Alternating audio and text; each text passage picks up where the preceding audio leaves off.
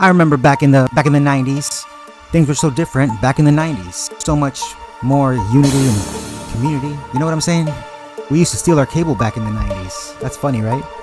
Watching scrambled porn back in the 90s. Nickelodeon back in the 90s. Back in the 90s, although it was not necessarily easier to be gay, it definitely was easier to be alive. There wasn't so much hatred and division. There was Super Nintendo and Sega Genesis back in the 90s. When I was mad and broke, man, I couldn't picture this back in the 90s. Bon Jovi back in the 90s, and Aerosmith too. An idea of a good time would be to hang out with my cousin and brother and play Sega Genesis. Looking forward to watching Titanic and Jurassic Park. Supermodels back in the 90s, Gianni Versace, Marlon Brando, Jimmy Dean, on the cover of a magazine. Whitney Houston and Mariah Carey, Selena. My dad was still alive back in the 90s. The baggy pants and the Jinko jeans. You can call a tank top a wife beater without anybody looking at you all funny. Things were so different back then.